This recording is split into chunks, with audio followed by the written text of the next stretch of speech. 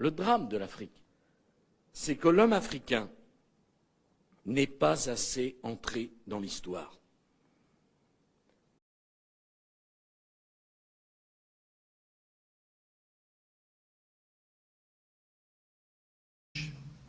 Comment, dans un pays qui regorge de matières premières, et un continent en général, il est possible que les gens restent dans la pauvreté?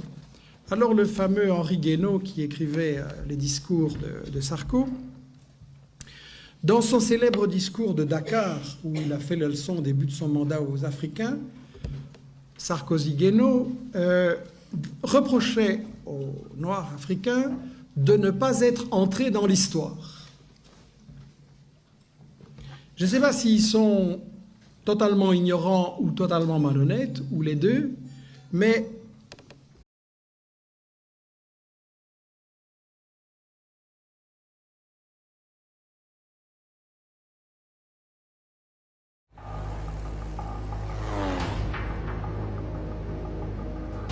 l'Afrique, berceau de l'humanité.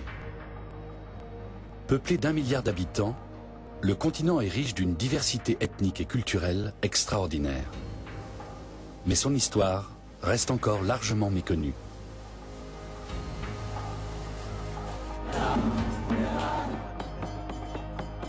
Cette lacune commence peu à peu à se combler, car au cours des dernières décennies, historiens et archéologues ont fait de prodigieuses découvertes. À défaut de documents écrits, l'histoire de l'Afrique s'est transmise à travers les bijoux et les sculptures, la culture, les traditions et les légendes.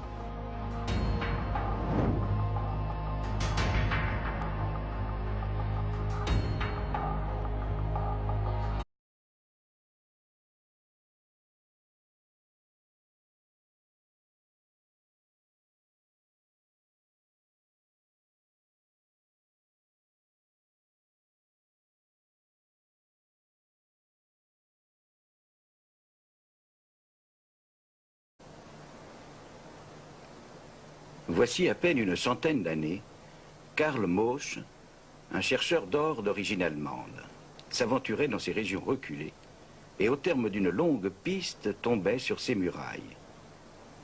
C'était le premier homme blanc à les contempler. Ce qu'il avait découvert, mais il l'ignorait, c'étaient les plus grandes constructions humaines de toute la vieille Afrique, au sud de la vallée du Nil.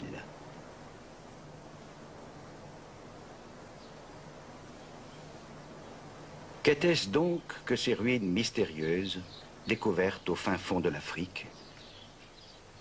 Dans le monde, hors de l'Afrique, on ignorait tout de l'histoire ancienne des peuples noirs. Aujourd'hui, enfin, on commence à apprendre. On sait que ces impressionnantes murailles s'élevaient au centre d'un puissant royaume noir.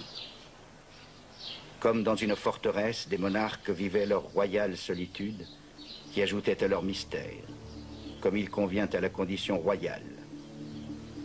Investis des pouvoirs religieux et temporels, ils incarnaient le bien-être du peuple.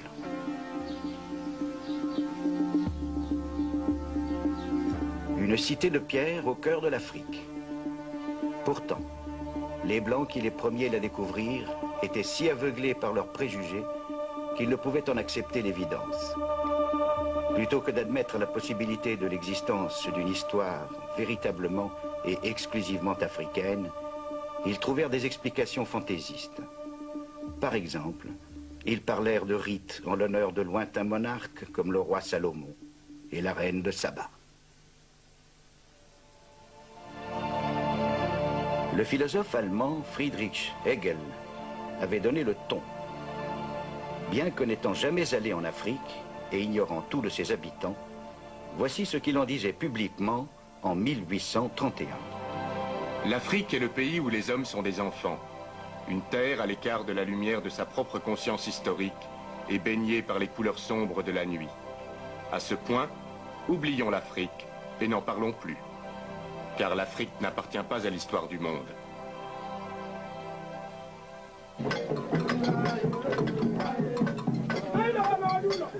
Hegel n'était pas seul à penser ainsi.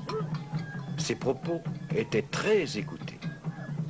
Richard Burton, un explorateur anglais, qui lui connaissait l'Afrique et avait étudié certaines de ses langues, de ses coutumes, disait ceci. L'étude des Noirs, c'est étudier l'esprit humain à son stade le plus rudimentaire. Des êtres qui ressemblent davantage à une dégénérescence de l'homme civilisé qu'à des sauvages susceptibles de le devenir, ne serait-ce que par leur inaptitude au progrès. Leur naturel est impropre à l'éducation ou à la culture. Ils semblent appartenir à l'une de ces espèces infantiles, ne pouvant accéder à la condition d'homme, tel un maillon interrompu de la grande chaîne de la nature. Samuel Baker, un autre explorateur célèbre qui traversa cette région à la recherche des sources du Nil, écrivit dans ses mémoires. La nature humaine, à son stade le plus grossier, comme j'ai pu l'observer chez les sauvages africains, est précisément du niveau de la brute et ne saurait être comparée au noble caractère du chien. On ne trouve chez eux ni gratitude, ni pitié, ni amour, ni don de soi. Rien que la cupidité, l'ingratitude, l'égoïsme et la cruauté. Impardonnables, les Européens des XVIIIe et XIXe siècles préférèrent oublier ce que leurs ancêtres savaient fort bien, à savoir qu'en Afrique occidentale avaient prospéré de nombreux royaumes, aussi somptueux et bien gouvernés que d'autres en Europe médiévale. Qui plus est, les récits des commerçants et des diplomates ayant circulé dans ces royaumes n'étaient imprégnés d'aucune attitude de supériorité raciale. Le racisme, en fait, est un mal relativement moderne. Rien n'illustre plus clairement les changements qui allaient se produire que l'art européen de la Renaissance, et même antérieur à la Renaissance.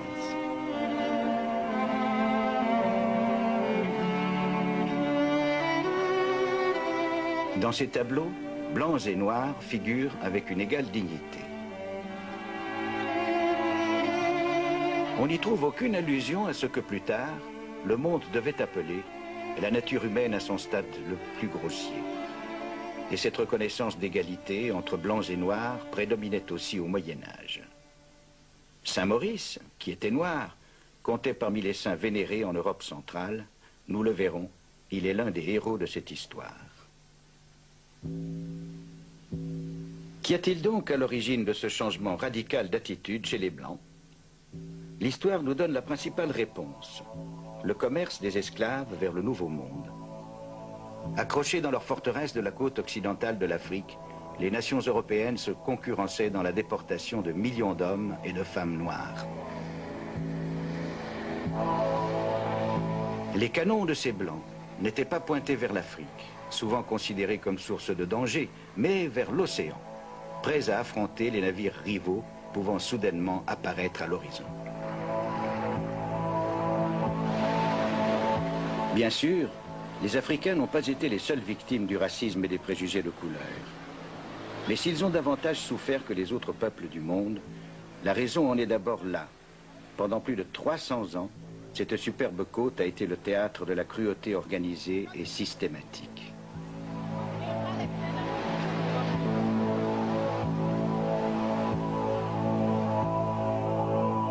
Des années durant, les Noirs, arrachés à leur foyer, furent précipités dans le monde de misère et d'humiliation des Blancs.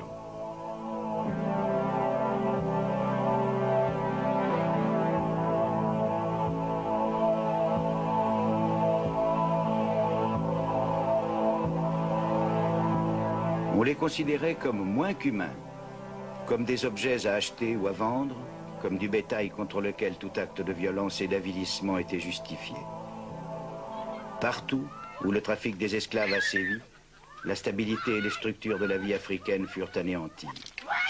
Et avec elles, le respect mutuel ayant préalablement existé entre blancs et noirs.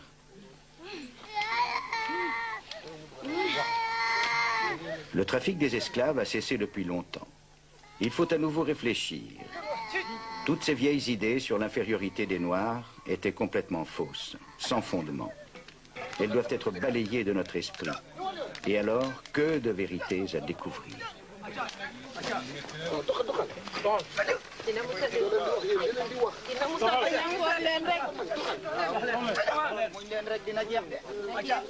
Grâce au progrès de la science, on tient pour sûr aujourd'hui que les Noirs ont leur propre histoire, aussi riche et étrange, longue et surprenante parfois, que l'histoire de n'importe quelle autre branche importante de l'espèce humaine.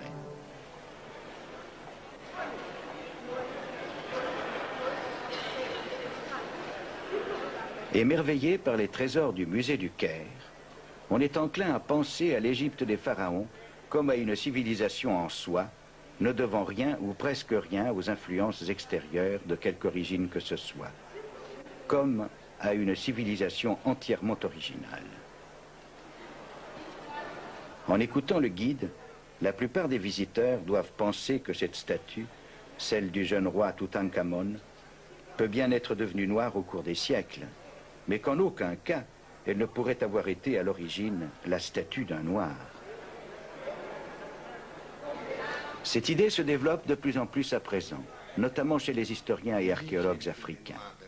L'un des spécialistes les plus reconnus est le professeur Cheikh Anta Diop du Sénégal. Contemporain des Égyptiens et même des philosophes du 19e siècle.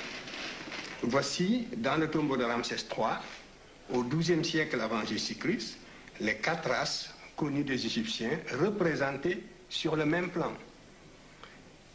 Ici, vous avez l'Égyptien, le type générique de la race.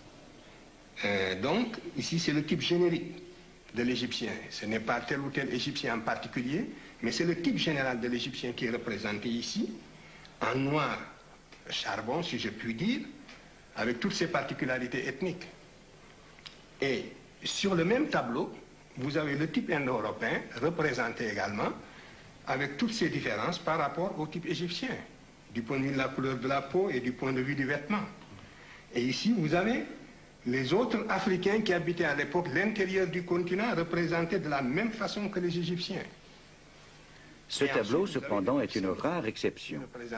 C'est le seul, semble-t-il, qui démontre si clairement le point de vue du professeur. Le même tombeau sur le même plan.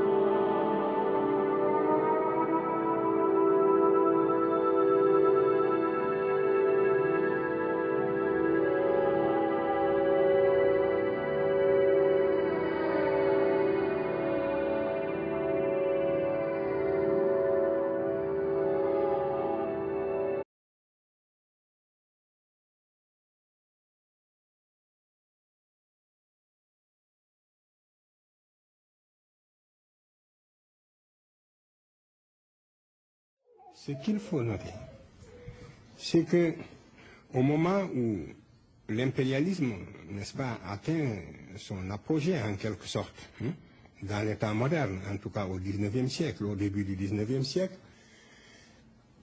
l'Occident découvre que c'est l'Égypte et une Égypte noire qui a apporté tous les éléments de la civilisation à l'Europe. Et cette vérité, il n'était pas possible de l'exprimer. Voilà la vérité, voilà la réalité. C'est que l'Occident, qui se croyait chargé d'une mission civilisatrice en direction de l'Afrique, découvre, en fouillant dans le passé, que c'est précisément cette Afrique noire, aujourd'hui son esclave, cette Afrique noire apparemment en régression, c'est bel et bien cette Afrique noire qui lui a donné tous les éléments de la civilisation, aussi extraordinaire que cela puisse paraître. Et cette vérité, tous les savants n'étaient pas également disposés à l'exprimer sans nuance. Donc, la communauté des savants s'est scindée en deux groupes. Les savants de bonne foi qui ont eu le courage de regarder la vérité en face et de dire aussi extraordinaire que cela puisse paraître. Pourtant, c'est cela. Et Volney faisait partie de ces savants. Il était contemporain de Napoléon Volney. C'est un savant du XVIIIe siècle, XIXe siècle, qui a voyagé beaucoup et qui est contemporain de Napoléon. Il faisait partie de ceux qui avaient le courage d'exprimer cette idée. Et ensuite, toute la lignée presque des égyptologues qui ont falsifié l'histoire de l'humanité de génération en génération et qui ont commis un crime le plus grave contre la science et l'humanité. Au sein de ces égyptologues aussi, il y a eu une tendance beaucoup plus modérée qui a essayé d'exprimer une vérité plus ou moins fardée. Voilà. Donc, c'est comme ça, de falsification en falsification, qu'on en est arrivé à dire que l'Égypte est un accident géographique en Afrique. Et quand on parle de l'Égypte, on parle de l'Orient. L'Égypte, ce n'est pas l'Orient, c'est l'Afrique.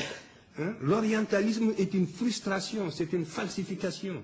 Il faudra bien qu'il arrive un moment où, après 1000 vérifications, quand les Africains seront édifiés sur ces faits, qu'ils prennent leurs responsabilités et que dans certains domaines quand même, qu'ils s'écartent de l'idéologie parce que les autres font de l'idéologie, même si aujourd'hui ils occupent le haut du pavé, même si aujourd'hui ils sont les pays les plus développés, ils ont failli dans le domaine de la transmission des connaissances dans le domaine des sciences humaines.